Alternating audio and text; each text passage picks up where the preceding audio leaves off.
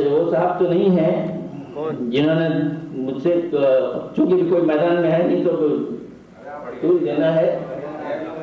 بہرحال سو نوا لوگ نوا مانا تھا کباب ارے ملی جانا تھا موت سے جب نیند آئی کھل گیا دفتر علی.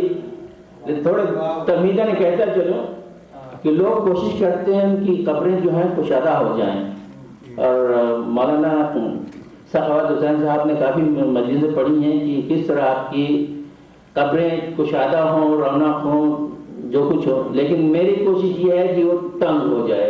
کیوں؟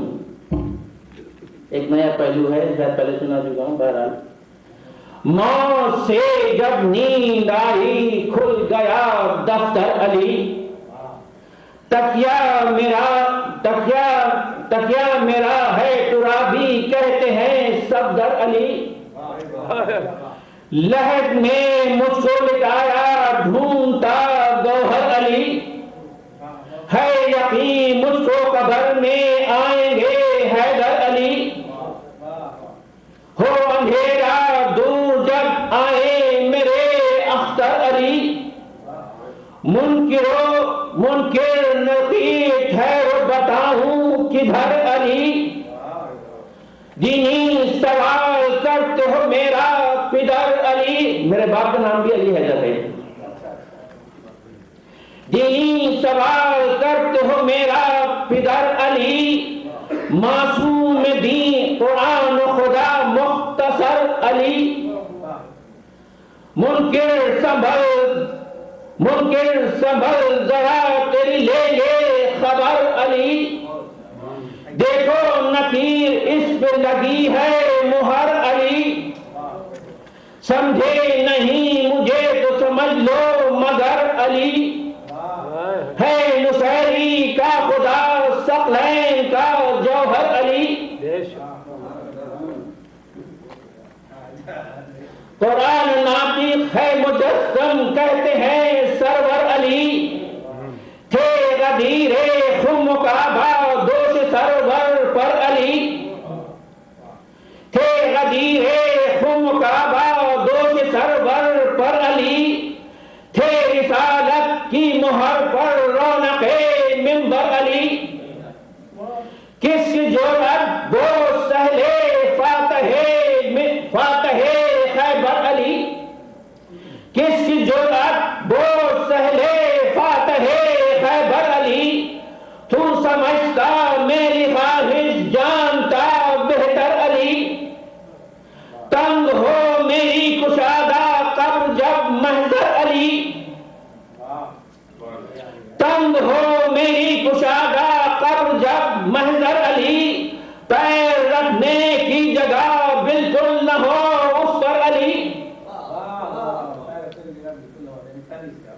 پیر رکھنے کی جگہ بالکل نہ ہو اس پر علی. زینت دوش پیمبر رہ قدم مجھ پر علی.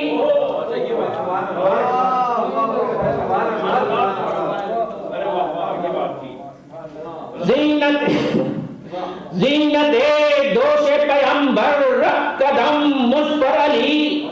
چوم لوں پاؤں تیرے شافی ہے محشر علی. کوزہ چھوٹا دے سراہی ساقی ہے کوثر علی. کوزہ چھوٹا دے سراہی ساقی ہے کوثر علی. مست ہو کر میں چلا رضواں پکارے یہ نذیر. مست ہو کر میں چلا رضواں پکاریں گے نذیر. داہنے تیری جگہ وہ سامنے رہبر علی. کے بعد محمد والے محمد صلوات.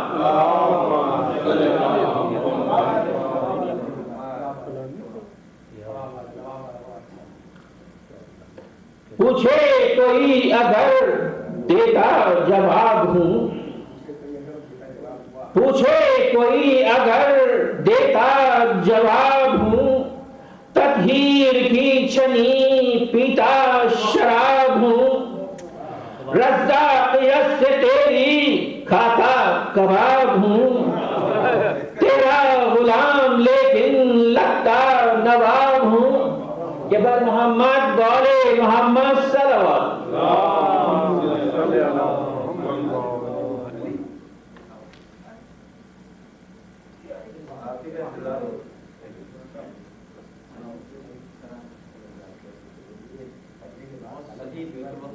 بآواز بلند نعرہ صلوات۔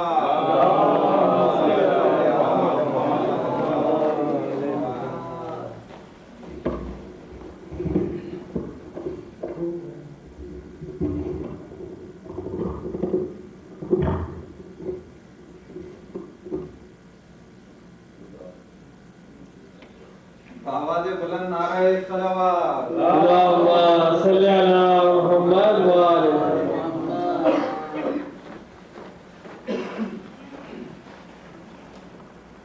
منقبت کے چند اشارے پیش ہیں۔ صلوات محمد وآل محمد۔ ابھی سحر ہوئی سورج کو پھر نکلنا ہے، ابھی سحر ہوئی سورج کو پھر نکلنا ہے، یہ جانتے ہیں وہ جو انقلاب سمجھے ہیں، نہیں حقیقت حیدر سے آشنا کوئی، فقط خدا و رسالت ماب سمجھے ہیں، فقط خدا و رسالت ماب سمجھے ہیں، خلاصہ حیات جستجو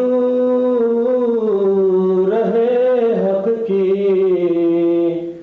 اسی کو بندگی بوتراب سمجھے ہیں۔ آواز بلند نعرہ صلوات۔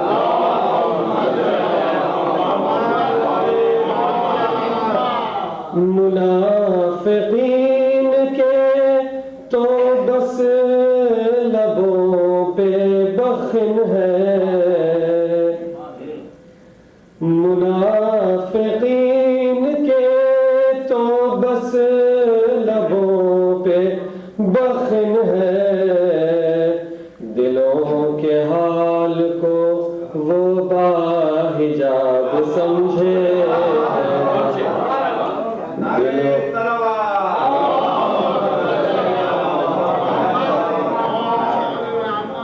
دلوں کے حال کو وہ باحجاب سمجھے ہیں، ہر ایک زمین کربلا ہو روز عاشوراء، یہ طرز زندگی کو کامیاب سمجھے ہیں، بطول تیری خاک پاک ہر ایک ذرے کو، بطول تیری خاک پاک ہر ایک ذرے کو، جنان خلد کی مفتاح باب سمجھے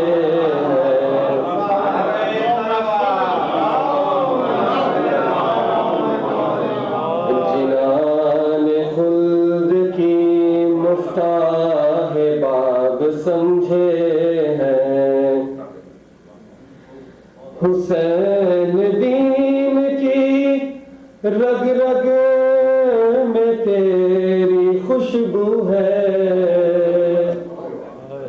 دوسرا طرح دیا گیا تھا یہ خون گل ہے جسے سب گلاب سمجھے، حسین دین کی رگ رگ میں تیری خوشبو ہے، یہ خون گل ہے جسے سب گلاب سمجھے ہے، یہ خون حسین دین کی رگ رگ میں تیری خوشبو ہے، یہ خون گل ہے جسے سب گلاب سمجھے ہیں، علی دلائیں گے ہم کو قطار اونٹوں کی، یہ تیرے در کے ہی سائل کا خواب سمجھے ہیں، علی ہو دل میں تو جنت نہیں تو دوزخ ہے، یہ قافیہ ملاحظہ کیجیے، علی ہو دل میں تو جنت نہیں تو دوزخ ہے، سبھی خدا کو سریع الحساب سمجھے ہیں، سبھی خدا کو سریع الحساب سمجھے ہیں، غدیری جام نے مدہوش یوں کیا محسن کہ اس کو لوگ خمار شراب سمجھے ہیں، کہ اس کو لوگ خمار شراب سمجھے ہیں، یہ خون گل ہے جسے سب گلاب سمجھے ہیں۔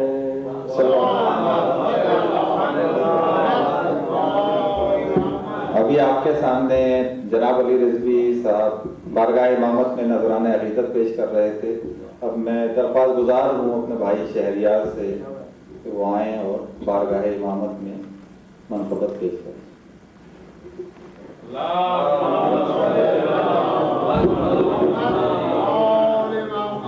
السلام علیکم، آپ سب کو جشن حسن عسکری کو مبارک ہو، اور جناب قمر جلالی کا انتخاب کیسے کہا تھا؟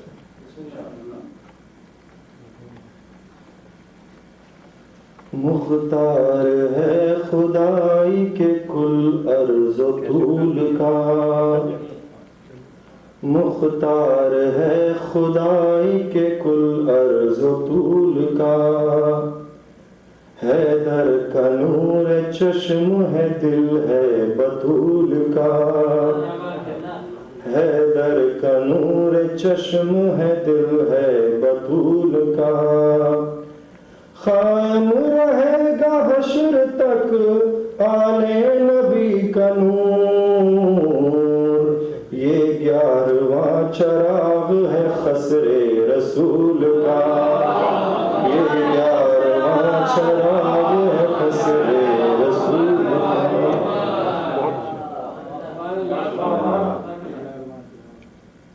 بحر و بر میں دیکھتے ہیں احترام عسکری،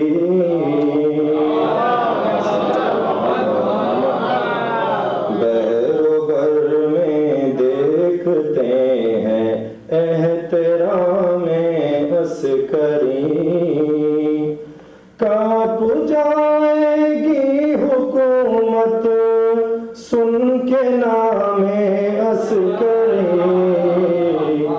بحر و بر میں دیکھتے ہیں احترام عسکری،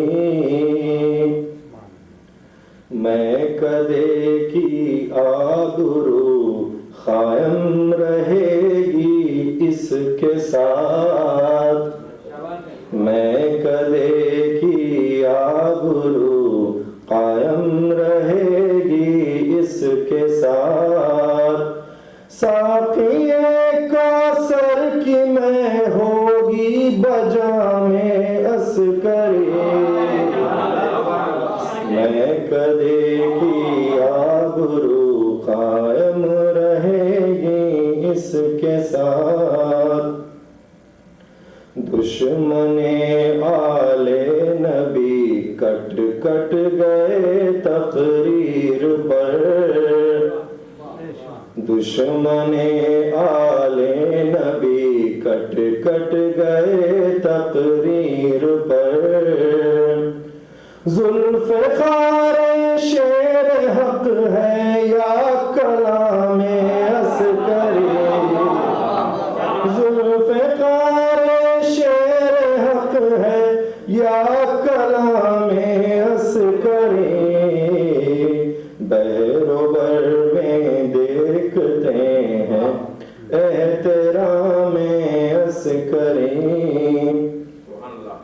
دشمنوں کی بات ہے ورنہ پائے تبلیغ حق دشمنوں کی بات ہے ورنہ پائے تبلیغ حق جو پیام مصطفیٰ ہے وہ پیام عسکری بحر و بر میں دیکھتے ہیں احترام عسکری ابر رحمت چھا گیا تم کو مبارک میں کشو ابر رحمت چھا گیا تم کو مبارک میں کشو ساقی بطحا کی میں پینا بجام عسکری آواز بلند نعرہ صلوات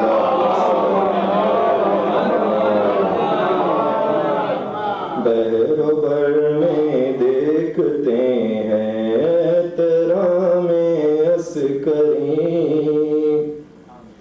آپ کی عظمت کا ان باتوں سے چلتا ہے پتہ آپ کی عظمت کا ان باتوں سے چلتا ہے پتہ شان میں شاہوں سے بڑھ کر ہے غلام عسکری شان میں شاہوں سے بڑھ کر ہے غلام عسکری ایک منزل بعد آئے گا قمر میدان حشر ایک منزل بعد آئے گا قمر میدان حشر دور ہے محشر سے ایک منزل مقام عسکری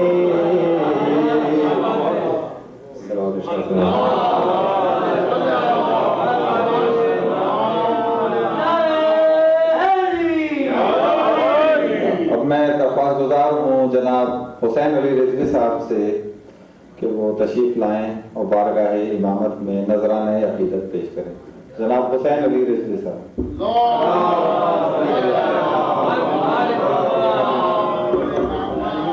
وہی سنا میں کل مسئلے میں پڑھا تھا ایک مرتبہ سلوات پڑھیں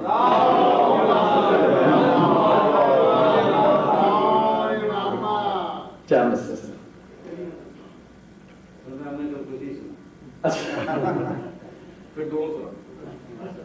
حیدر کی فضیلت کا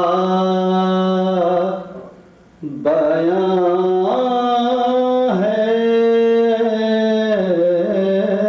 اب تک حیدر کی فضیلت کا بیان ہے اب تک تاریخ زمانہ ہے اب تک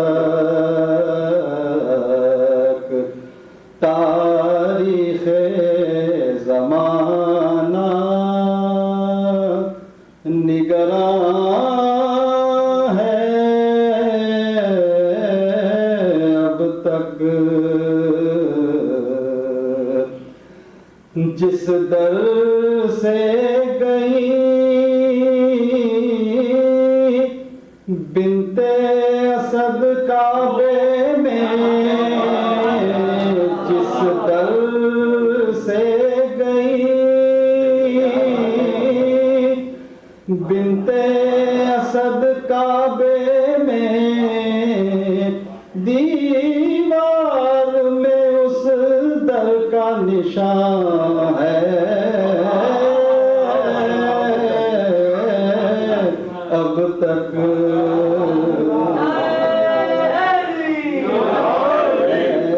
در کی فضیلت کا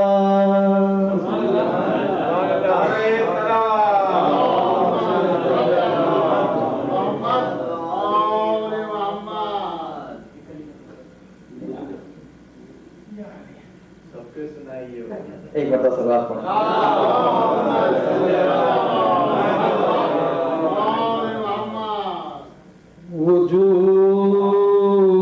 وجود حق سے یہ سارا نظام قائم ہے،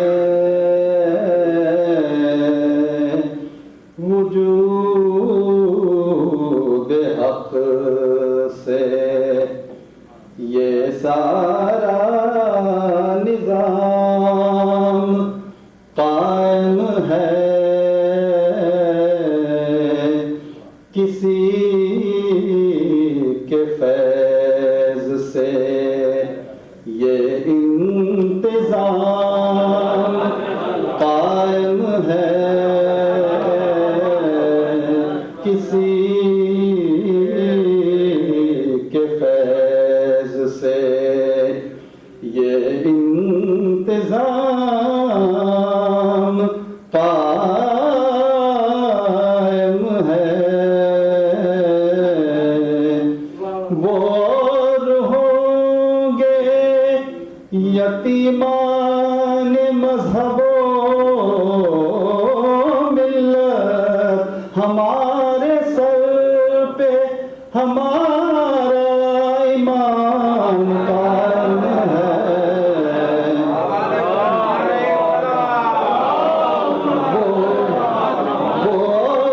ہوں گے یتیمان مذہب و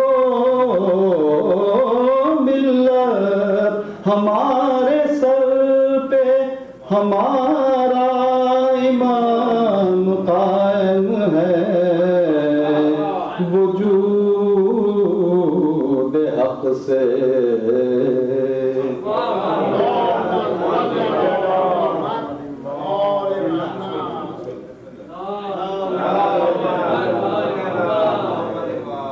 ایک مرتبہ آواز بدل سکتا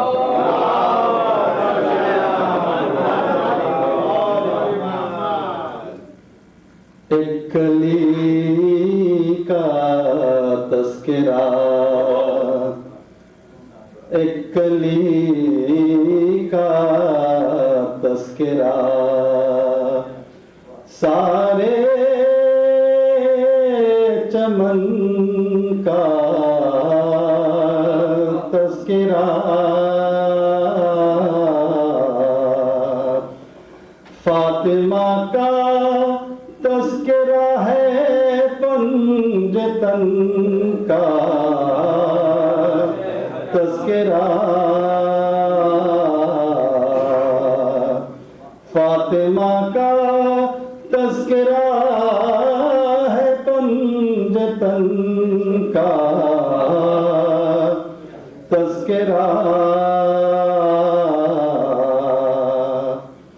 حل عطا سے فاطمہ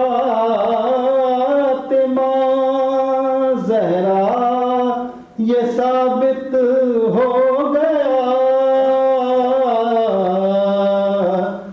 حل عطا سے فاطمہ زہرا یہ ثابت ہو گیا،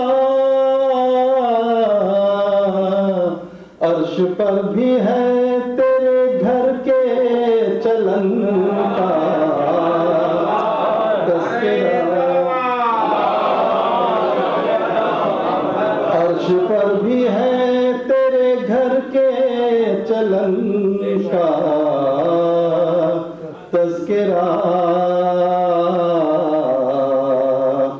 عرش والے عرش پر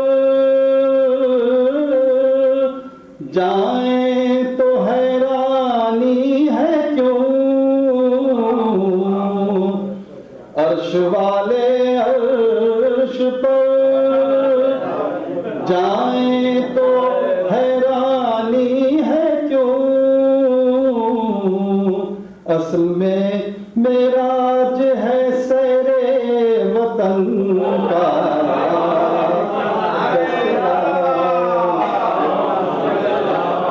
اصل میں معراج ہے سیر وطن کا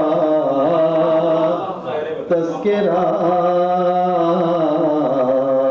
شیخ سنیے۔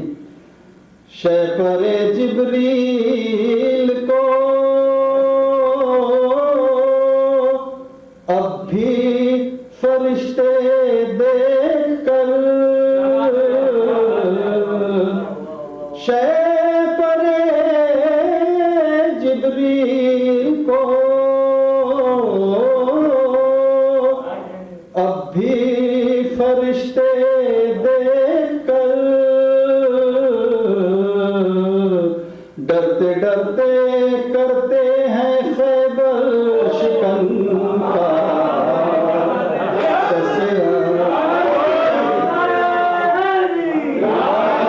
شہ پر جبریل کو اب بھی فرشتے دیکھ کر، ڈرتے ڈرتے کرتے ہیں خیبر شکن کا تذکرہ۔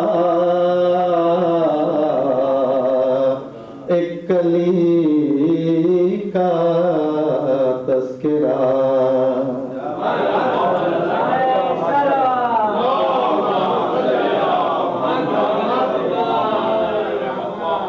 اب میں درخواست گزار ہوں جناب مولانا فاروق علی علی الحسینی صاحب سے تو بارگاہ امامت میں نذرانہ عقیدت پیش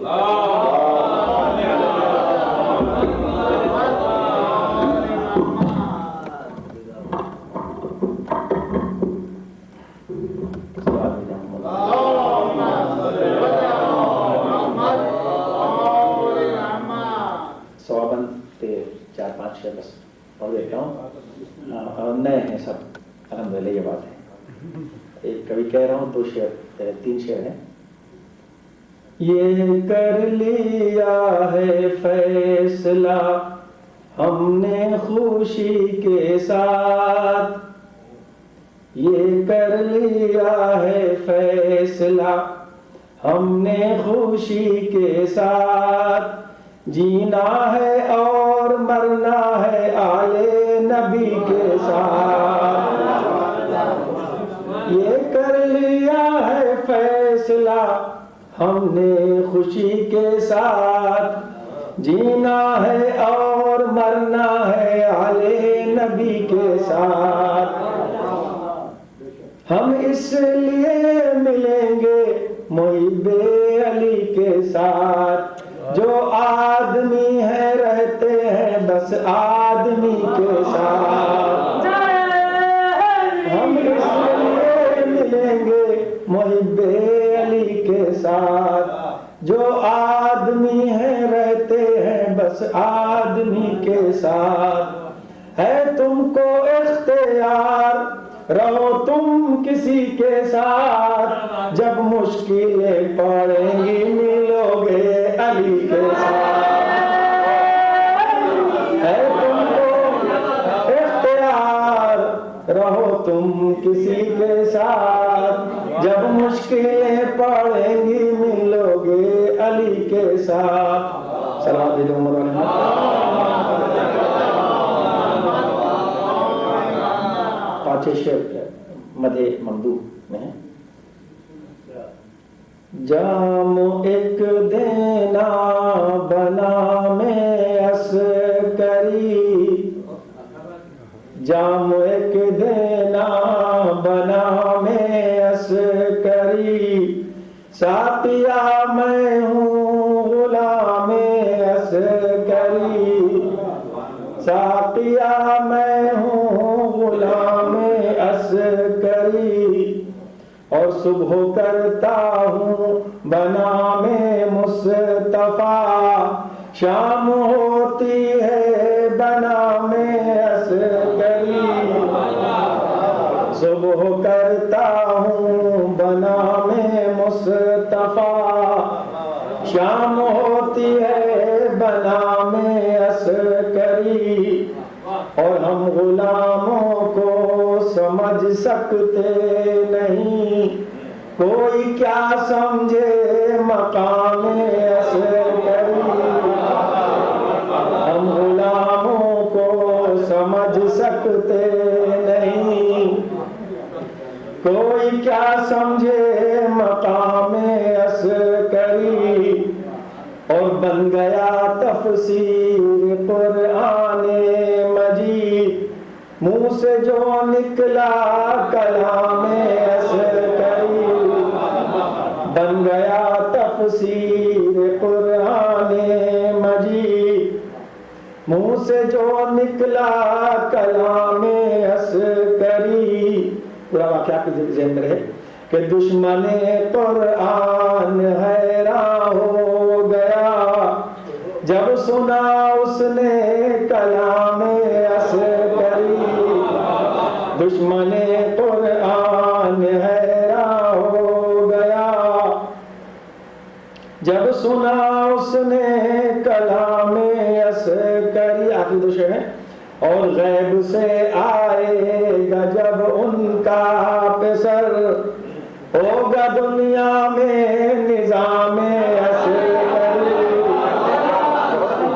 غیب سے آئے گا جب ان کا پسر، ہوگا دنیا میں نظام عسکری، اور ہے حسینی پر بہت ان کا کرم، مست رہتا ہے بنام عسکری، ہے حسینی پر بہت ان کا کرم، مست رہتا ہے بنام عسکری، غیب سے آئے گا جب ان کا پسر، ہوگا دنیا میں نظام عسکری، اور ہے حسینی پر بہت ان کا کرم، مست رہتا ہے بنام عسکری۔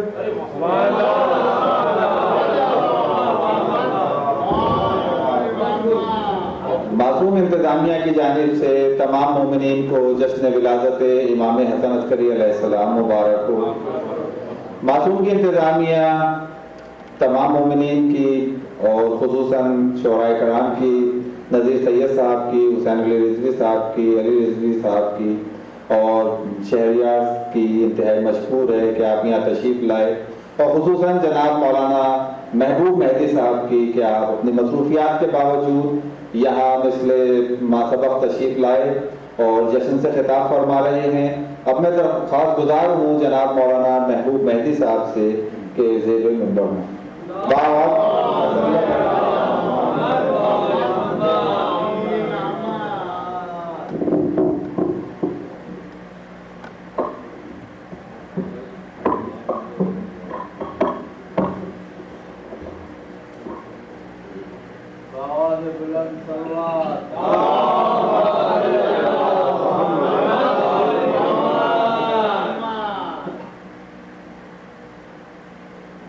أعوذ بالله السميع العليم من الشيطان اللعين الرجيم، بسم الله الرحمن الرحيم، الحمد لله رب العالمين، والصلاة والسلام على سيد الأنبياء والمرسلين، خاتم النبيين رحمة للعالمين، سيدنا ونبينا وشفيع ذنوبنا وطبيب نفوسنا ومطهر قلوبنا مولانا أبي القاسم محمد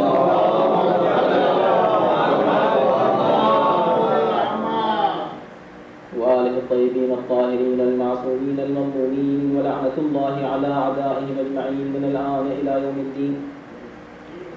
أما بعد، فقد قال الله سبحانه تبارك وتعالى في كتابه الكريم وهو أصدق القائلين وقوله الحق: بسم الله الرحمن الرحيم.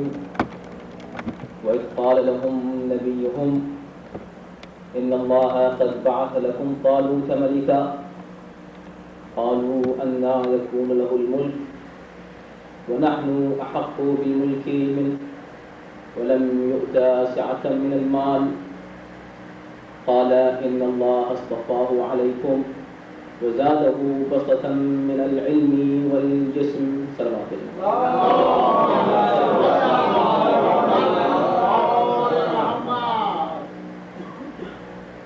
سورہ بقرہ کی ایک آیت کریمہ کی تلاوت کا شرف حاصل کیا ہے میں نے آپ کی خدمت میں،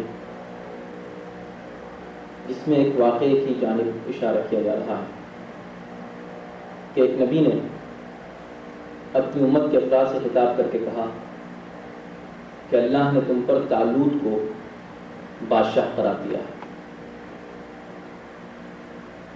جب لوگوں نے سنا کہ طالوت ہمارا حاکم قرار دیا گیا ہے، اور لفظ ہے کہ ان اللہ بعث لکم طالوت ملکا، اللہ نے تمہارے لیے بادشاہ کی حیثیت سے، حاکم کی حیثیت سے طالوت کو معین اور مقرر کیا ہے۔ جب یہ اعلان سنا تو امت نے اس اعلان پر کیا رد عمل ظاہر کیا، اس کا تذکرہ بڑے پیارے انداز میں قرآن نے کیا ہے۔ اور قرآن جب تاریخ کا ذکر کرتا ہے تو اس کا مقصد صرف یہ نہیں ہوتا کہ وہ آپ کو قصے کہانیاں سنائیں، بلکہ ماضی کی باتیں اس لیے بیان کی جاتی ہیں تاکہ مستقبل میں کچھ درس حاصل کیے جائیں اور انسان کچھ ہدایت حاصل کر سکے قصے ہائے ماضی سے۔ جیسے ہی یہ اعلان کیا نبی نے، اس کا تصور، اعلان کس نے کیا؟ نبی نے۔ اور نبی نے یہ نہیں کہا کہ میں اس کو تمہارا حاکم بنا رہا ہوں، یہ کہا کہ اللہ نے اس کو تمہارا حاکم قرار دیا ہے۔ جیسے ہی یہ کہا تو امت نے فوراً جواب دیا اَنَّا يَكُونُ لَهُ الْمُلْكُ عَلَيْنَا، یہ ہمارا حاکم کیسے ہو سکتا ہے، یہ ہمارا حاکم کیسے ہو سکتا ہے۔ لہجہ ہی بتا رہا ہے کہ اعلان کو قبول نہیں کیا پہلی ہی منزل میں۔ توجہ کیجیے گا، اعلان کو پیغمبر کے، نبی کے، اللہ کے نبی کے اعلان کو امت نے فوراً رد کیا، اور یہ کہہ کے رد کیا کہ ہم کیسے اس کو مان لیں؟ اَنَّا يَكُونُ لَهُ الْمُلْكُ عَلَيْنَا، یہ کیسے ہمارا حاکم ہو جائے گا؟ وَنَحْنُ أَحَقُّ بِالْمُلْكِ مِنْهُ، حالانکہ حق حکومت ہمیں زیادہ حاصل ہے، حکومت ہمیں کرنی چاہیے، ہم حاکم ہوں گے، نہ کیجیے۔ اب ریزن کیا تھا؟ انہوں نے کس بات کو کمپیئر کیا؟ ان کے ذہن میں معیار خلافت کیا تھا؟ ان کے ذہن میں معیار حکومت کیا تھا؟ تو فوراً کہا وَأَنَّا يَكُونُ لَهُ الْمُلْكُ عَلَيْنَا وَلَمْ يُؤْتَ سِعَةً مِنَ الْمَالِ، یہ کہتے ہمارا حاکم ہوگا، اس کے پاس تو مال و دولت ہے ہی نہیں۔ اس کا مطلب یہ ہے کہ جو اعلان سن رہے تھے ان کے ذہن میں یہ تصور تھا کہ حاکم ہمارا کوئی بھی ہو سکتا ہے، مگر صرف وہ ہو سکتا ہے کہ جس کے پاس دولت ہو، مال ہو، پیسہ ہو۔ تو صاحب دولت ہمارا حاکم ہوگا، جس کے پاس دولت نہیں ہوگی وہ ہمارا حاکم نہیں ہو سکتا۔ تو جو ہے، تو اب گویا ان کی نظر میں حاکمیت کے لیے جو معیار تھا وہ دولت، پیسہ، مالداری، ثروت، یہ بات ہے۔ دیکھیں قرآن ہے اور سورہ بقرہ ہے، اور اتفاق سے اسی سورے میں اس سے پہلے بھی ایک اعلان گزرا ہے،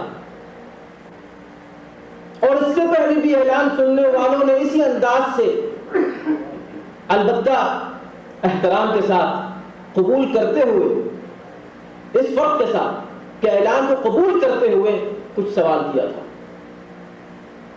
جب اللہ نے سب سے پہلے خلیفہ کا اعلان کیا تھا، توجہ رکھیے گا، کیا اعلان کیا تھا؟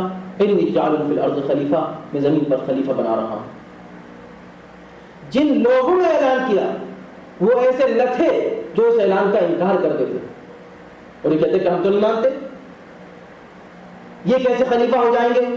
الفاظ یہ نہیں، مگر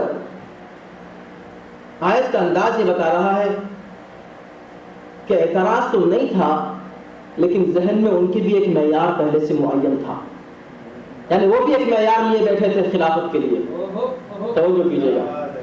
لیکن چونکہ وہ معصوم تھے، ذہن پاک تھا، فکر پاک تھی، اللہ کی معصوم مخلوق تھی، اس لیے اس کے ذہن میں معیار بھی صاف ستھرا اور پاکیزہ تھا، معیار غلط نہیں تھا۔ انہوں نے بھی یہی کہا کہ یہ حق ہم کو حاصل ہے، یہاں انہوں نے بھی یہ کہا کہ حق ہم کو حاصل ہے۔ انہوں نے کیا کہا، کیوں حق حاصل ہے ہم کو؟ اس لیے کہ وَنَحْنُ نُسَبِّحُ بِحَمْدِكَ وَنُقَدِّسُ لَكَ، خلیفہ ہم میں سے کسی کو ہونا چاہیے فرشتوں میں سے، اس لیے کہ ہم تیری تسبیح و تقدیس کرتے ہیں۔ ان کی نظر میں فقر آدم صلاحیت کی دلیل ہے خلافت کے لیے، کہ چونکہ فقیر ہے، طالوت غریب ہے، ہم مالدار ہیں، تو انہوں نے دولت اور مال اور ثروت کو خلافت کا حق سمجھا۔ ملائکہ نے کیا کہا؟ نہیں، دولت کیا چیز ہوتی ہے، ثروت کیا چیز ہے، مگر مسئلہ تقوی، پرہیزگاری، تقدس، بھئی یہ تو معیار ہوگا، اور ظاہر ہے کہ یہ تو اولین معیار ہے کسی بھی حاکم کے لیے۔ اللہ اکبر، مگر خدا نے اس کو بھی رد کر دیا۔ اللہ نے نہ اس معیار کو مانا کہ متقی اور پرہیزگار ہو جو ملکوتی فکر ہے، اور نہ اس معیار کو مانا کہ اس کے پاس دولت اور ثروت ہے، کہ وہ ایک عام انسان کی فکر ہے۔ نہ انسانی فکر کو تسلیم کیا اللہ نے، اور نہ ملکوتی فکر کو تسلیم کیا اللہ نے۔ اب اللہ نے اپنا اعلان کیا اس موقع پر بھی اور اس موقع پر بھی۔ اس وقت فرشتوں سے کہا، اچھا تم یہ سمجھتے ہو کہ تم تسبیح و تقدیس کرتے ہو، تم بڑے متقی پرہیزگار ہو، لہذا تم خلیفہ بنو گے؟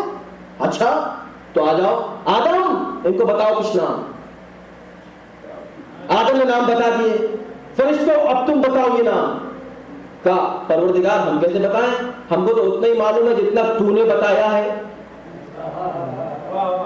ابھی جتنا تو نے بتایا ہے، یہ لفظ خود یہ بتا رہا ہے کہ آدم نے جتنا بتایا اس بتائے ہوئے سے کچھ ایکسٹرا بتایا، اضافی علم تھا جو بتایا، ورنہ یہ کہنے کی ضرورت ہی نہ تھی۔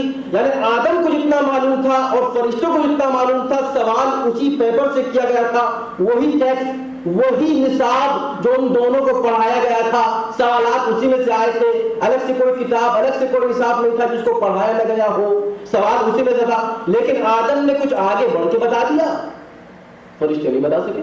ہم اتنا ہی جانتے ہیں جتنا تو ہم کو بتاتا، تو پھر اللہ پوچھے گا کیوں ایسی چیز جو بتائی نہیں ہے؟ اس کا مطلب یہ نہیں۔ اب جو نام پوچھے گئے تھے، جن ناموں کے بارے میں سوال کیا گیا تھا، وہ نام تو معلوم تھے، اس لیے کہ اللہ نے بتا دیا تھا فرشتوں کو پہلی ہی منزل میں۔ جب فرشتوں نے سب سے پہلے آنکھ کھولی اور ایک نور دیکھا تو کہا پروردگار یہ کیا؟ تو جس انداز سے اس موقع پر اس نور کو دیکھ کر فرشتوں نے سوال کیا تھا، اللہ نے تعارف کرا دیا تھا کہ دیکھو یہ نور ان کا نور ہے، اور نام بھی بتا دیے تھے۔ یہی سوال آدم کے سامنے تھا، آدم کو بھی سارے نام بتا دیے تھے۔ اب جو سوال ہوا وہ کیا تھا؟ نام بتا دو، یعنی اب مسئلہ استنباط کا تھا،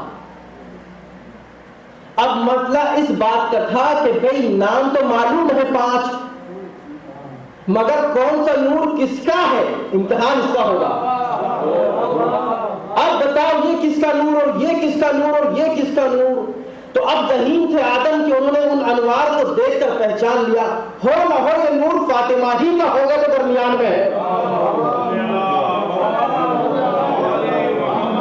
یہ نور محمد کا ہے، یہ نور علی کا ہے، یہ نور حسن کا ہے، یہ نور حسین کا ہے۔ جب سب کے نام بتا دیے، اب خدا نے کہا دیکھا تم تو کہہ رہے تھے کہ ہم مستحق خلافت کے، اب بتاؤ تم زیادہ مستحق خلافت ہو کہ یہ؟ اور فرشتے ایک دم خاموش، ان میں سے کوئی تو بولتا پروردگار ہم نے اس پہ کب یہ بات کہی تھی کہ نام نہیں جانتے ان کے، یہ بحث تھی نہیں، بحث یہ تھی کہ خون بہائیں گے، بحث یہ تھی کہ یہ تقوی نہیں ہے ان کے پاس، پرہیزگار نہیں ہے۔ تو اللہ نے کہا کہ دیکھو ان کو تو جانتے ہیں نا، کہ ہاں ان کو جانتے ہیں، ان کی معرفت رکھتے ہیں کہ ہاں، کیا بس ختم؟ اب فرشتے بھی خاموش ہو گئے. وہ فرشتے بھی جانتے ہیں کہ جو ان کی معرفت رکھتا ہے وہ نہ خون بہاتا ہے نہ خون ریزی کرتا ہے. جو ان کی معرفت رکھے گا تقویٰ اسی کے پاس تو ہوگا, اور میرے کا کہاں تقویٰ. سلام پڑھے محمد وآل محمد. بات ختم ہو گئی, مسئلہ حل ہو گیا کہ خلیفہ وہ نہیں ہوگا جس کے پاس صرف تقویٰ ہے. تقویٰ کی بنیاد جس کے پاس ہے وہ ہے علم, اور علم کی بنیاد جس کے پاس ہے وہ معرفت اہل بیت. بنیاد علم معرفت اہل بیت ان کے پاس ہے, ہو گیا. اچھا اب آئے یہاں, انہوں نے کہا کہ پروردگار ہم کیسے اس کو مان لیں, اس کے پاس تو مال نہیں ہے. تو نبی نے کہا بھی دیکھو تم یہ سمجھ لو اس کے پاس مال ہے وہ خلیفہ ہوگا, وہ رہبر ہوگا, وہ لیڈر ہوگا, وہ امام ہوگا, وہ حاکم ہوگا, ایسی بات نہیں ہے. پھر کون, یہ کیسے ہو جائیں گے؟ کہ ان کو فضیلت تم پہ حاصل ہے. ان اللہ اصطفاہ علیکم, اللہ نے تمہارے پورے گروہ میں اس کو چن لیا ہے تم پر. کیوں چنا ہے؟ ان میں کیا خصوصیت ہے؟ کیا دو خصوصیتیں ہیں. اب بھی دنیا نہیں سمجھے گی. قرآن معیار امامت اور خلافت اور لیڈرشپ اور حکومت اور حاکمیت بیان کر رہا ہے. کون حق رکھتا ہے حاکم ہونے کا, کون حق رکھتا ہے امام بننے کا, کون حکومت کر سکتا ہے حکومت. اب کہا کہ دیکھو ان اللہ اصطفى علیکم وزادہ بسطۃ فی العلم والجسم. اس لیے تم پر ان کو فضیلت حاصل ہے کہ اللہ نے اس کو تم پر علم میں اور جسم میں اضافہ دیا ہے. زادہ یعنی یہ تم میں علم میں بھی زیادہ ہے, جسم میں بھی زیادہ ہے. تو جسم کا مطلب کیا, بہت موٹے کٹڑے؟ جی نہیں. جسم سے مطلب یہ کہ دو چیزیں شرط ہیں کسی بھی رہبر کے لیے اور لیڈر کے لیے. اگر ان دونوں میں سے ایک بھی چیز کم ہو گئی رہبر نہیں ہو سکتا. اور دو چیزیں کیا ہیں, ایک علم, دوسرے شجاعت. تو اب پھر تاریخ میں پڑھ لیجیے, بحث کی ضرورت نہیں ہے. جو بھی آ کر دعویٰ کرے کہ میں ہوں کا رہبر, میں ہوں کا امام, تو دیکھ لیجیے شجاعت ہے یا نہیں ہے, علم ہے یا نہیں ہے.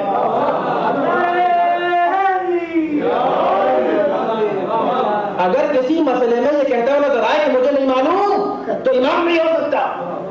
اگر جنگ کے میدان میں بھاگتا ہوا نظر آئے, امام نہیں ہو سکتا. اب امام کون ہوگا؟ امام وہی ہوگا جو ہر مسئلے میں یہ کہے سلونی قبل ان تفقدونی, جو چاہو پوچھ لو, ان کی کوئی منزل مجھ سے چھپی ہوئی ہے. اور جو شجاعت اس منزل پر ہو, اس منزل پر ہو کہ جہاں وہ کہتا ہوا نظر آئے دنیا موت سے ڈرتی ہو تو ڈرتی ہو. ابو طالب کے لال کو اس بات کی فکر نہیں کہ وہ موت پر جا پڑے یا موت اس پر.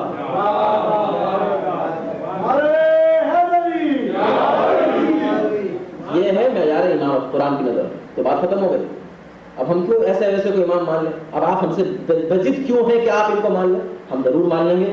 آپ یہ دو صفتیں ان میں دکھا دیجیے, ہمیں کوئی پریشانی نہیں. ہماری کوئی رشتہ داری کی بنیاد پر ہم کسی کو نہیں تسلیم کرتے, نہیں مانتے.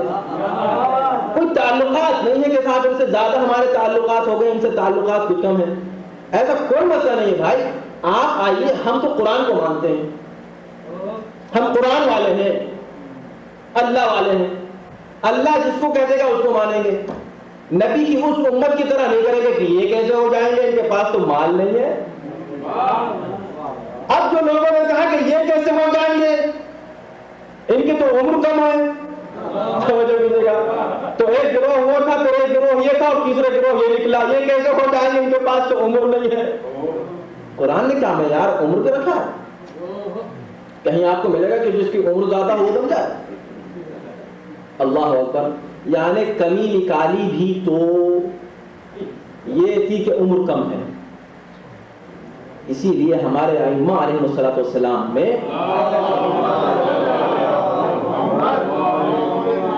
ایسے بھی گزرے ہیں کہ جو 6 سال میں امام بن گئے. ہاں, اس لفظ کو غلط نہ لے جائیں کہ بن گئے کا مطلب اس سے پہلے نہیں تھے. امامت کی ذمہ داریاں جس منزل پر آئیں, مسند امامت پر فائز ہوئے 6 سال کی عمر, ان تمام ذمہ داری. اور ایسے بھی ہیں جو 9 سال میں ہوئے, اور ایسے بھی ہیں جو جوانی میں ہوئے, اور ایسے بھی ہیں کہ جن کی بہت ہی مختصر عمر ہوئی مگر عجیب عجیب کارنامے دنیا میں دکھا کر چلے گئے. جن کا ذکر کرنے ہم آئے 28 سال کی مختصر ان کی عمر ہے. جوانی کا زمانہ ہوتا ہے, بس 28 سال اللہ نے دی ان کو, اور ذمہ داری کیا دی؟ اللہ اکبر, وہ ذمہ داری دی جو کسی امام کو نہیں دی. توجہ کیجیے گا, اس 28 سال میں امام عسکری کو جو اللہ نے ذمہ داری دی قیادت کے ساتھ, ظاہر شرط کیا ہے؟ شجاعت اور علم. توجہ کیجیے گا, بس اسی پہلو کو لے کر رہا ہوں. میں نے اس کو تمہید بنایا اور ہر بات کو چھوڑتے ہوئے میں فوراً سیدھے یہاں آیا تاکہ جلدی وقت میں گفتگو تمام کی ہو جائے اور بات پہنچ بھی جائے. 28 سال کی عمر میں انسان کیا کر سکتا ہے, کیا کارنامہ انجام دے گا؟ انسان یہاں تو پڑھتا ہی رہتا ہے اس وقت تک. کیا ہوگا؟ شادی نہیں کرنا, ڈگری لے لیں. 28 سال میں ڈگری نہیں مل پائی, یعنی ابھی کچھ بنے ہی نہیں. ان سے پوچھا آپ کیا ہیں؟ ابھی تو کچھ بھی نہیں ہے. ڈاکٹر نہیں ہے کیا نہیں, انجینئر نہیں ہے کیا نہیں, وکیل نہیں کیا نہیں, کچھ نہیں ہے. ابھی کوئی نام, کوئی ٹائٹل ہی نہیں آیا. اتنی عمر دی تاکہ یہ عمر, مختصر عمر جس میں انسان کچھ نہیں بن پاتا, اس میں آدم سے لے کر, توجہ کیجیے, بہت بڑی بات کہنے جا رہا ہوں یہاں, آدم سے لے کر اور آج تک سب سے بڑا ٹاسک, سب سے بڑی ذمہ داری دے دی ان کو, جس کی عمر ابھی 28 سال کی, اور بس 28 سال تک ہی عمر ہے اور ختم, اس کے بعد پھر موقع نہیں. اتنی بڑی ذمہ کیوں؟ کہ تاکہ خود یہ عمر اور مختصر ہونا عمر کا ان کی امامت کی دلیل بن جائے. اس لیے کہ جو چیز چیلنج ہوتی ہے وہی معجزہ ہوتی ہے, جو معجزہ ہوتی ہے وہی دلیل امامت یا نبوت ہوتی ہے. یہ عمر خود چیلنج ہے کہ اس عمر میں کوئی وہ کام کر کے دکھائے جو انہوں نے کیا. میں نے کہا صاحب, کوئی ملا جانی لکھتے ہیں تعریف میں, انہوں نے بڑی تعریف لکھی ہے, عالم اہل سنت ہے, مگر بہت انہوں نے تعریف لکھی ہے امام حسن عسکری علیہ السلام کی, اور لکھتے لکھتے وہ تعریف ہی میں یہ بات لکھتے ہیں کہ اصل میں ان کی عمر اتنی مختصر تھی, اتنا کم وقت ملا دنیا میں کہ ان کے کمالات ظاہر نہ ہو سکے. علمی کمالات کے اظہار کے لیے بھی موقع چاہیے, وقت چاہیے. آپ کسی معجزہ کا ذکر کریں, حالات ایسے بنے جو معجزہ ظاہر کرنے کا موقع آیا. ضروری نہیں کہ وہ حالات رکھے ہوئے ہیں ہر جگہ ہر موقع پر. جب حالات بنیں گے اتفاق سے, پورا سال گزر گیا حالات سے کچھ نہیں بنے, ایسا نہیں ہو سکتا. اور بن گئے تو بن گئے, تو موقع نہیں ملا اظہار کمالات کا. اس کے بعد بھی اتنے معجزے, اتنے کمالات, اتنے فضائل کی تعریف بھری ہوئی. کل میں نے حسینی کے جشن میں ایک بات کی طرف صرف اشارہ کیا تھا کہ جب ہم سیرت امام یازدہم پر نظر ڈالتے ہیں تو ایک عجیب بات ملتی ہے کہ جتنے واقعات اس سے پہلے دیگر ائمہ کے ہم دیکھتے ہیں, ہر جگہ ہم کو ان کے معجزات ملتے ہیں جس میں علم غیب کا تذکرہ ہے. دیکھیں, جب شرط اللہ نے رکھ دی قیادت کے لیے علم کی اور شجاعت کی, اب کیا ہونا چاہیے؟ علم اور شجاعت دونوں کا مظاہرہ ہونا چاہیے نا, تبھی کوئی امام ہوگا. جتنے امام ہیں ہر جگہ ہم کو مختلف قسم کے واقعات ملتے ہیں, مختلف قسم کے معجزات ملتے ہیں, لیکن 11 امام کی جو معجزات ہیں ان میں سب سے زیادہ معجزات اور سب سے زیادہ تذکرہ جن معجزات کا ہے گھوم پھر کے علم غیب پر آتا ہے. جو واقعہ لے لیجیے, جو واقعہ اٹھا لیجیے, میں نے کہا 80% کہا تھا, میں نے پھر دوبارہ جب اس کو مطالعہ کیا تو پتہ چلا نہیں, شاید 90% ہم کہہ سکتے ہیں کہ معجزات وہ ہیں کہ جن کا تعلق علم غیب سے. امام کیا وجہ ہے؟ وجہ کیا ہے؟ ظاہری امامت کی مسند پر امام اول ہے اور امام آخر ہے. توجہ کیجیے گا, علم اپنے کتنی ہی معراج بھی کیوں نہ چلا جائے, دنیا کتنی ترقی کو نہ کر لے علم کے سلسلے میں, علم حاضر پر اس کو عبور ہو سکتا ہے، علم غائب تک نہیں پہنچ سکتی دنیا۔ اس کا مطلب یہ ہے کہ علم کے معراج کا نام علم غیب ہے۔ علم کے معراج کہ جہاں آپ اس کے آگے کوئی علم کا مظاہرہ نہیں کر سکتا، وہ ہے علم کے معراج، وہ ہے علم غیب۔ میں انشاءاللہ چند واقعات آپ کے سامنے سناؤں گا۔ علم کی معراج کو علم غیب کہتے ہیں، یعنی اب اس سے آگے علم کا مظاہرہ نہیں ہو سکتا کہ غیب کی بات بتا دیں، ٹھیک ہے؟ تو ایک طرف ضرورت ہے اس بات کی کہ ان 11 میں کوئی ایک شخص ایسا ہو کہ جو شجاعت کا عروج دکھا دے، اور کوئی ایک ایسا ہو جو علم غیب کا عروج دکھا دے۔ ابھی مولانا نے ایک شعر پڑھا، صبح کرتا ہوں بنام مصطفیٰ، شام کرتا ہوں بنام عسکری۔ اتنا اچھا شعر ہے یہ، یعنی مصرع ہے کہ مجھ جیسے آدمی کو یاد ہو گیا۔ ہاں، اس کی دلیل یعنی اگر مجھے یاد ہو جائے شعر تو مطلب بہت اچھا ہے۔ صلوات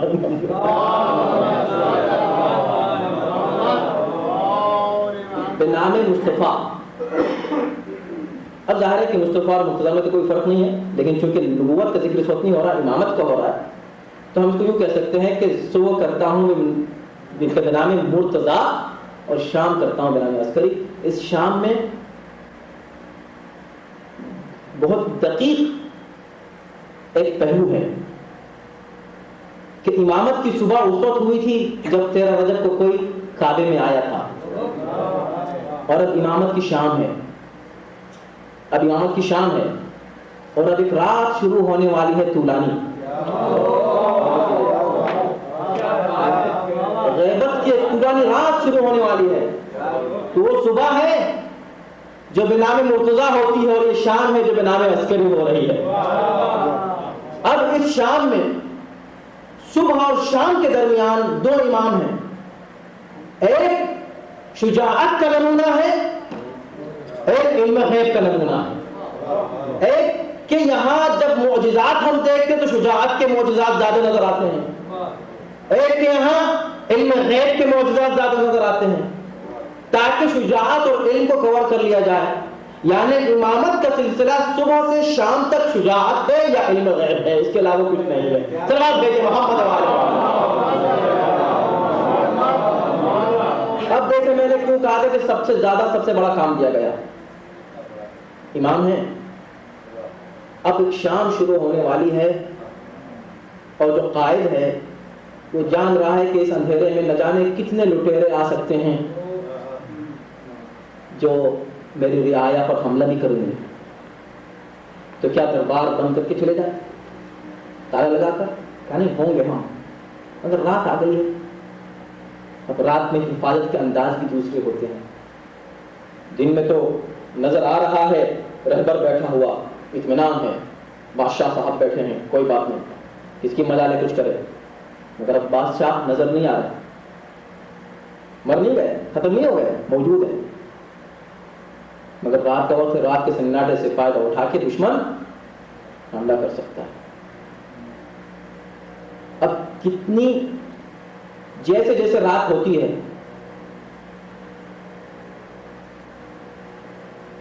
آج تو سیٹرڈے نائٹ ہے اس لیے آپ اطمینان سے بیٹھے، اگر سنڈے نائٹ ہوتی تو آپ کو ایک فکر کھائی جاتی۔ فکر کیا تھی؟ صبح جانا ہے، کل کی فکر۔ یعنی آپ اپنے اس شام کو گزارتے کل کی فکر میں۔ جب صبح ہوتی، صبح کو آپ کو کوئی فکر نہیں، شام آتی کل کی فکر ہے۔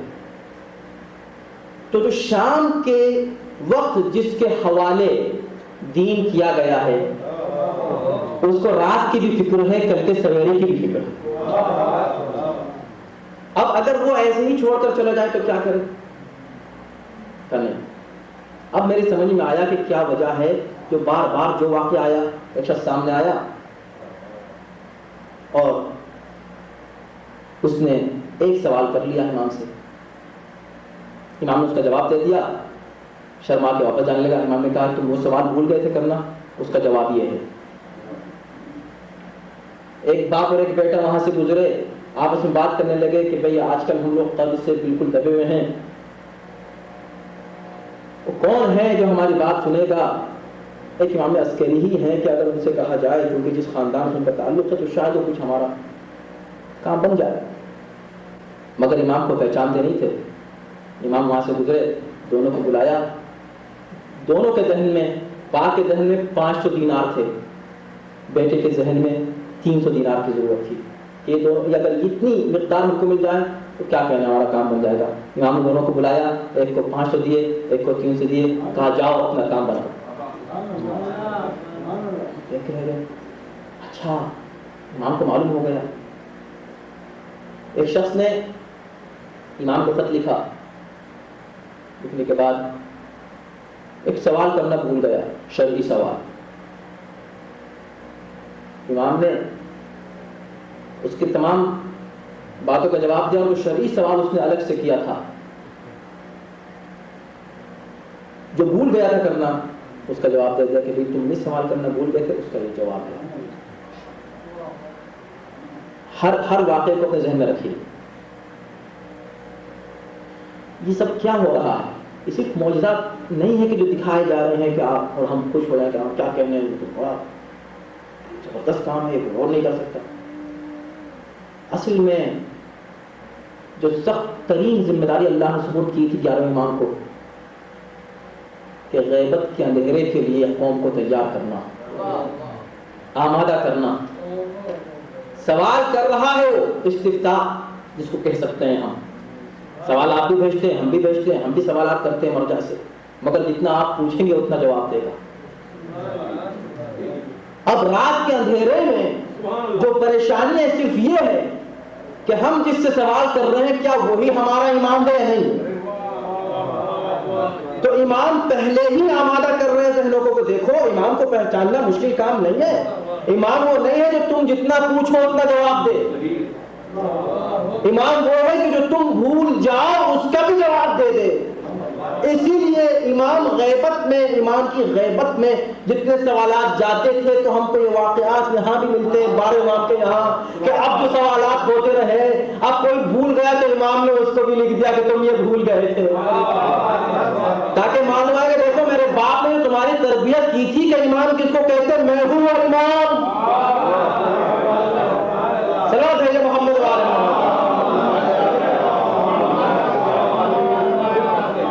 اور دیکھیں ساری باتیں اس نے پوچھ لی. شرعی مسئلہ بھول گیا پوچھنا، امام نے شرعی مسئلے کا جواب دے دیا اور کہا کہ اس کو ایسے کر لینا، اور دیکھو اس کو یوں کرنا اور ایسے مت کرنا.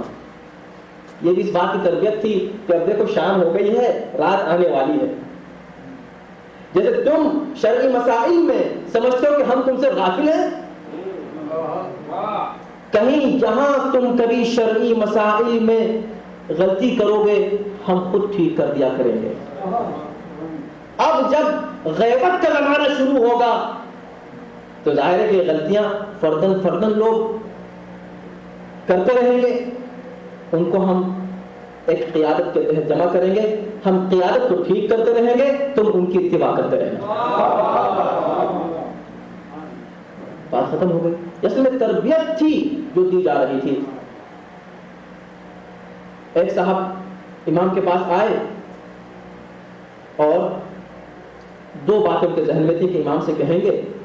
ایک شرعی مسئلہ تھا اور ایک اپنی مالی حالت کا تذکرہ.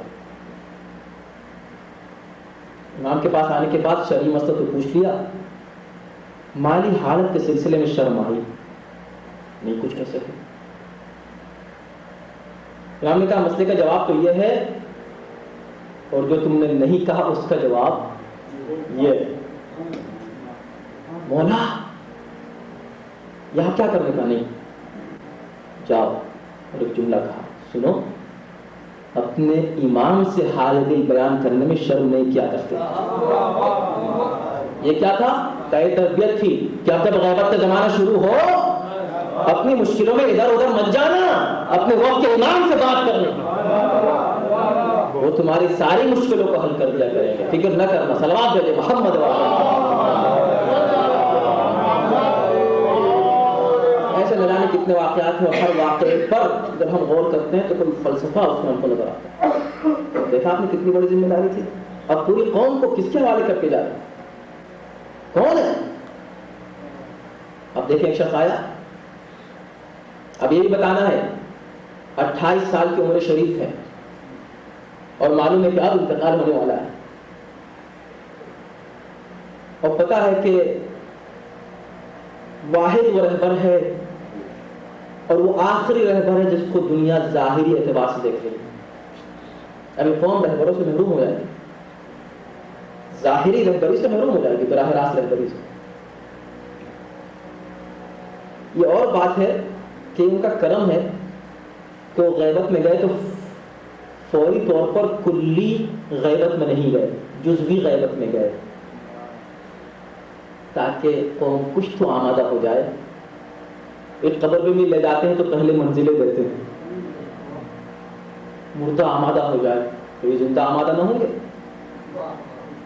اچانک وہ سورج جو نکلا ہوا تھا علم کا وہ غروب ہو جائے اور ایک دم ہم اندھیرے میں آ جائیں اور روشنی کا کوئی انتظام نہ، تو ہم کیا کریں؟ اس کا انتظام تھا نہیں، تم بالکل اندھیرے میں نہیں آئے. اس لیے پہلے غیبت صغریٰ ہوگی پھر غیبت کبریٰ ہوگی. رفتہ رفتہ ٹرین کر کے تمہیں آمادہ کر کے تمہارے ذہنوں کو ہم آگے لے جائیں. آیا تو امام نے اب ذہنوں میں یہ ڈالنا ہے، اس لیے کہ ایمان کی پیدائش خفیہ ہے. یہ کتنی سخت ذمہ داریاں ایمان کی، ذمہ داریاں خفیہ. بس میں ختم کر رہا ہوں اس لیے کہ موضوع میں نے بہت ہی وسیع اختیار کر لیا، ہر بات پر گفتگو ہو سکتی ہے. جتنے موجودات ہیں آپ کو اس رخ سے دیکھیں کہ امام آئندہ کے لیے، یعنی اس وقت تک کے لیے، کب تک کے لیے وہ بھی ابھی دیکھیں اس واقعے میں خود بخود آ جائے گا کہ امام کب تک کا انتظام کر کے جانا چاہتے ہیں. ایک شخص کو جس کو اتنا سا وقت ملا ہو مختصر سا، اور کام اس کو ملا ہو بلا وقت یوم المعلوم، اس وقت تک کا کام اس کو دیا گیا ہو کہ تم یہ کام کر کے آنا اس 28 سال میں. تو ایک شخص آیا اور امام سے کہا کہ مولا میری اولاد کے لیے دعا کیجیے. امام نے کہا کہ انا للہ و انا الیہ راجعون. اس کی بیوی حاملہ تھی. کہا مولا یہ کیا؟ کہا بس جاؤ، اللہ تم کو بعد میں ایک بیٹا دے. پتہ چلا کہ وہ بچہ مردہ پیدا ہوا. علم غیب پتہ ہے، مردہ پیدا ہوا. تم کو اللہ ہے کہ بیٹا دے گا، نعم البدل دے گا. خوش ہو گیا، بیٹا ملا، امام کے پاس آ اب خوش ہے، مولا کی دعا سے ملا. ایک مرتبہ مولا سے کہا مولا آپ نے میرے لیے تو دعا کر دی بیٹی کی، اللہ آپ کو بیٹا کر دے گا. امام نے کہا بیٹا اللہ مجھ کو 4 سال پہلے بیٹا دے چکا ہے،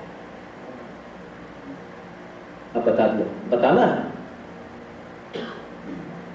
لیکن اعلان بھی نہیں کرنا ہے. کتنی نازک منزل، آپ سوچیں یہ ذمہ داری کتنی نازک ہے میرے مولا کی، کہ شیعوں کو غافل بھی نہیں رکھنا ہے اور کھلا کھلا بتانا بھی نہیں. 4 سال پہلے. اچھا ہاں تو ہم نے تو دیکھا نہیں کہ تم دیکھ لو. اور وہ اب غائب ہوگا اور ظاہر ہوگا. جب ظاہر ہوگا تو پوری دنیا پر بس اسی کی حکومت ہے. خوش ہو گیا، ہم کا چاہنے والا تھا، ہاں مولا اسی کی، مگر یہ کب ہوگا؟ یہ کب ہوگا؟ اب امام نے کہا کہ یہ تو صرف اللہ کے علم ہے، خدا کے علم. کیا مطلب؟ مطلب یہ کہ اب جو امام کو انتظام کرنا ہے ان شیعوں کے لیے، اس وقت اور مدت کی کوئی حدود نہیں ہے. کب تک کے لیے انتظام کر کے شیعوں کے لیے چلا جانا ہے. غیر محترم، غیب کی خبریں شخص آیا، اس سے کہا کہ تمہاری کوئی بات ہم سے چھپی ہوئی نہیں ہے، کھانا پینا بھی کہاں، تم یہ چیز کھا کر آئے ہو اور تم یہ چیز پی کر آئے ہو، تم نے رات میں یہ کیا تھا اور دن میں تم نے یہ کیا تھا، تم نے اس سے یہ بات کی تھی اور اس سے یہ کہا، ہر ایک کو بتا رہے ہیں۔ تو آپ یقین جانیں، دیکھیے ائمہ اطہار علیہ السلام کا کلام بھی خود امام کا فرمان ہے، محکم ہے قرآنی آیات کی طرح اور متشابہ ہے قرآنی آیات کی طرح۔ انہوں نے کہا کہ فی کلامنا محکم و متشابہ، ہمارے کلام میں بھی محکم اور متشابہ ہے جس کو ہر انسان سمجھ نہیں سکتا، اس کو سمجھنے کے لیے علم کی ضرورت ہے۔ تو میں سوچا کرتا تھا کہ جب ہم 11 امام کے حالات کو پڑھتے ہیں تو علم غیب سے متعلق اتنے واقعات کیوں ہیں؟ انہوں نے یہ کہہ دیا، ان کو یوں بتا دیا، زیادہ تر بس میرے خیال سے اس طرح کے بیان کیے جا رہے ہیں، اب سمجھ میں آتا ہے کہ اس کا فلسفہ ہے۔ اتنے واقعات ہیں، تم نے کیا، تم نے یوں کیا، موت کے سلسلے میں ایک شخص نے شکایت کی کہ مولا یہ مہدی عباسی بہت ستا رہا ہے، کہا فکر مت کرو 5 دن کے بعد مر جائے گا، صحت مند ہٹا کٹا خلیفہ، کہا 5 دن میں مر جائے گا، 5واں دن ہوا اور وہ مرا۔ ایک شخص گھوڑے پر سوار ہو کر آیا، بہت شاندار گھوڑا اور کچھ اس کا عجب انداز، اس گھوڑے پر دیکھے اتنا اچھا گھوڑا، کہا ہاں اس کی عمر 1 دن اور رہ گئی ہے، اگلے دن عمر گئے۔ یعنی اس طرح کے بہت سے واقعات ہیں جو اس وقت یاد آتے جا رہے ہیں، آپ کے سامنے سے بطور مثال اس لیے پیش کرو کہ کیوں یہ سب ہو رہا تھا، توجہ کیجیے گا، بس اب میں تمام کروں گا اور اس کو کنکلوژن سمجھیے، کیوں ہو رہا تھا یہ سب؟ تم یہ کھاتے ہو، تم نے یوں کیا تھا۔ امام کو تو بیٹھ کے علمی کام کرنا چاہیے، لوگ کہتے ہیں نا، حالانکہ علمی کام اللہ اکبر، اگر اس موضوع پہ جائیں تو وہ پھر ایک الگ تفصیل ہے، لیکن یہ سب کام کیوں ہو رہے تھے ہم جانتے ہیں۔ تم اس نے کہا کہ مولا مجھے کچھ پیسوں کی ضرورت ہے، میرے پاس کچھ نہیں، کہا اچھا، اور وہ جو 200 دینار تم نے وہاں دبائے ہیں، خیر یہ لو 100 دینار، مگر تمہارے پاس وہ 200 دینار ہے جو تم نے وہاں دبا دی۔ ایک ناسک نے کہا یہ تم اپنے اماموں کی بہت لمبی چوڑی باتیں کرتے رہتے ہو، ہیں ویسے ہیں ویسے، کچھ کیا بیٹھے ہوئے، میں تو جب جانو تم تو علم غیب جانتے ہیں، میں ایک خط لکھ رہا ہوں، لیکن یہ سب تیاری ہے آگے کی، ایک خط لکھتا ہوں، دیکھتا ہوں اس کا جواب دیتے ہیں کہ نہیں، لکھو، وہ ہر خط کا جواب دیں گے، تمہارے پاس ایسا کون سا سوال ہے کہ جواب کا نہیں، سوال نہیں، میں ایک الگ انداز سے خط لکھتا ہوں، دیکھتا ہوں اس کا جواب دیتے ہیں، لکھو۔ اس نے قلم اٹھایا، بغیر روشنائی کے لکھنا شروع کر دیا۔ اب سب نے کہا کہ یہ کیا لکھو، تم لکھ ہی نہیں رہو، لکھو تو صحیح، کہ یہ تو بات ہے، تبھی تو سمجھوں گا وہ ایمان ہے، ٹھیک ہے لکھو، لکھ دیا اور بند کر کے امام کو بھیج دیا، کیا دیکھتے ہیں کیا کہتے ہیں۔ امام نے اس کا جواب لکھا مگر روشنائی سے، اس لیے اس میں تو وہ صلاحیت نہیں تھی، لکھا، اور لکھنے کے بعد اس نے کہا کہ تو نے سب کچھ لکھا مگر خط میں آخر میں یا پہلے خط لکھنے والا اپنا نام لکھتا ہے، تو نے نام نہیں لکھا کہ تو کون ہے لکھنے والا، مگر میں بتا دیتا ہوں تیرا یہ نام ہے، تیرے باپ کا یہ نام۔ خط آ گیا، جواب آیا، جو اس نے پوچھا تھا اس کا جواب تھا، اور نام باپ کا نام۔ اس نے کہا نہیں، ممکن نہیں ہے کہ یہ امام نہ ہو، یقینی طور پہ یہ امام ہے، فوراً قبول کر لیا۔ تو یہ سب کیوں ہو رہا تھا؟ کہا اس لیے کہ دیکھو اب غیبت کا زمانہ شروع ہونے والا ہے، لوگ ہمارے چاہنے والوں کو ستائیں گے کہ تم خط لکھ کے پانی میں کیسے ڈال دیتے ہو، کہ یہ سب روشنائی بہہ نہیں جاتی، یہ روشنائی بہہ نہیں جاتی، ارے بغیر روشنائی کا لکھا ہوا بھی پڑھ لے، اس میں کچھ تو روشنائی بچ جائے گی، پھر بھی سوا دے گے محمد والے۔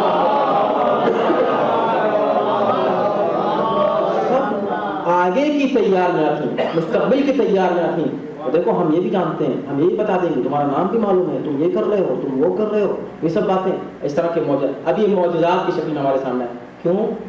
تاکہ آئندہ کے لیے شیعوں کا ذہن آمادہ ہو جائے کہ اگر امام سامنے نہیں ہے تو خبردار یہ مت سمجھنا کہ امام تم کو دیکھ نہیں رہے ہیں، امام کو نہیں معلوم کہ تم کیا کر رہے ہو۔ ہم نے اس وقت بتا دیا کہ ہم رہتے ہوئے ہماری نگاہوں کے سامنے کوئی چیز پوشیدہ نہیں ہے، تو امام غائب ہے، غائب ہے، تمہاری نظروں سے غائب ہے، لیکن تم اس کی نظروں سے غائب نہیں ہو، اور اسی کا نام علم غیب ہے۔ علم غیب کا مطلب یہ ہے غیب اگر اس کے لیے ہو تو علم نہیں ہو سکتا۔ توجہ کیجیے گا، میں آپ کہتے ہیں اللہ کو علم غیب ہے، تو کیا اللہ کے لیے کوئی چیز غیب ہے؟ غیب یعنی کیا؟ چھپی ہوئی چیز۔ تو اللہ کے لیے کوئی چیز چھپی ہوئی ہے کہ اس کا علم ہوگا؟ غیب آپ کی نسبت سے، علم اس کی نسبت سے، تب جا کے علم غیب کا مفہوم سمجھ میں آتا ہے کہ غیب کو آپ اپنی نسبت سے سوچیں، علم کو ان کی نسبت سے سوچیں، ورنہ جو چیز غیب نہ رہ جائے علم میں آ جائے وہ غیبی کب ہے؟ علم غیب کا مطلب یہ کہ جو آپ کے لیے غیب ہے وہ ان کے لیے علم ہے، اسی کو کہتے ہیں علم غیب۔ تو یاد رکھیں امام نے اس وقت بتا دیا کہ اگر ہم علم غیب سے متعلق یہ واقعات بیان کریں تو صرف یہ بتانے کے لیے کہ ہمارے لیے کوئی چیز غیب نہیں ہے، ہر چیز علم ہے، تمہاری لیے چیزیں غیب ہیں۔ لہٰذا جب غیبت کا زمانہ بھی شروع ہوگا تو غیبت تمہارے لیے ہے، ان کے لیے نہیں ہے، وہ تمہیں دیکھ رہے ہوں گے، تم انہیں نہیں دیکھ رہے ہو۔ اسی طرح محترم بس میں تمام کروں گا، اس لیے کہ گفتگو جتنی آگے بڑھتی چلی جائے گی، اور آخری ایک جملہ کہہ کر آپ کی زحمت تمام کروں گا۔ اب یہی وہ امام ہیں جنہوں نے اس بات کا بھی انتظام کیا کہ نہیں، غیبت کے اس رات میں، اور طولانی رات کے نہ جانے کتنی طویل یہ رات ہو جائے، بغیر کسی روشنی کا انتظام کیے ہمیں نہیں جانا ہے۔ غیبت کے پردے میں سورج چھپا ہوا ہوگا، رات ہوگی نا، رات میں سورج تو رہتا ہے، ایسا نہیں کہ سورج نہیں ہے، غائب ہو گیا کا مطلب یہ ہے ہی نہیں، سورج کا وجود نہیں ہے، سورج ہے مگر ہماری طرف نہیں ہے، ہمارے ایریے میں نہیں ہے۔ جب ہمارے ایریے میں نہیں ہے تو رات ہوگی، اندھیرا ہوگا، تو پھر ہم چراغوں کا انتظام کرتے ہیں، ہم کچھ روشنی کا انتظام کرتے ہیں تاکہ اس اندھیرے سے بچا جا سکے اور اس کے نقصانات سے محفوظ رہا جا سکے۔ دشمن ہم پر حملہ نہ کرتا ہے اندھیری رات دیکھ کر، روشنی کیے ہوئے ہیں۔ اس روشنی کا انتظام بھی امام نے اس موقع پر کیا اور کہا دیکھو جو بھی ہمارے علماء میں، راویوں میں، اما من کان من الفقهاء صائلا لنفسه حافظا لدینه مخالفا لهواه مطیعا لامر مولا فعلى العوام ان يقلدوه، کہ تاکہ یہ پروانے بکھر نہ جائیں، جیسی تم کو ایسا چراغ ملے فقہ کا کہ جو ان تمام صفات پر پورا اترتا ہو، تو اے پروانوں اس کے گرد جمع ہو جائیں تاکہ کوئی آ کے تمہارے وجود کو ختم نہ کر دے۔ تو تقلید کا حکم بھی ہم کو امام عسکری علیہ السلام علماء کی، ہم کو علماء کی سرپرستی میں دے کر گئے ہیں،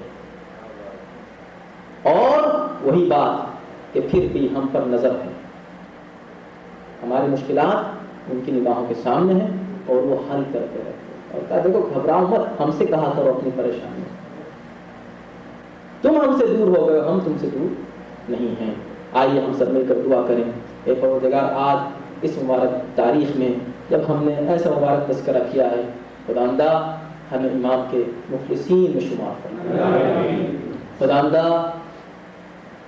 غیبت کے پردے میں ہمارے امام ہمارے تمام اعمال کے حاضر و ناظر ہیں، خداوندہ ہمیں اس قابل بنا، ہمارے اعمال کو اس لائق بنا کہ امام ہمیں دیکھ کر خوش اور مسرور ہوں۔ پروردگار تجھے اہل بیت طاہرین کا واسطہ ہمارے دلوں میں ان کی محبت میں اور اضافہ فرما، ان کی اطاعت کی ہم سب کو توفیق کرامت فرما، ان کے دشمنوں سے نفرت و بیزاری میں ہمیں ہمارے دلوں میں اور اضافہ کر دے۔ خداوندہ دنیا میں پرچم اسلام اور تشیع کو سر بلند فرما، پرچم کفر و نفاق کو سر نگوں فرما، خداوندہ زیارات و تبارک عالیات سے ہم سب کو مصرف فرما۔ امام حسن عسکری علیہ السلام کے تذکرے کے اس طفیل میں تمام مومنین جو یہاں موجود ہیں مخصوصاً ان کے جملہ حاجات کو پورا فرما، ان کی جملہ پریشانی کو دور فرما، اور اب اس کے بعد اپنی آخری جب ہمارے آخری امام جو پردے غیب میں ہیں خداوندہ یہ بڑا طولانی ہو گیا ہے انتظار، ان کو جلد سے جلد اس دنیا میں ظاہر فرما اور ہم کو ان کے امان و انسان کا شامل ربنا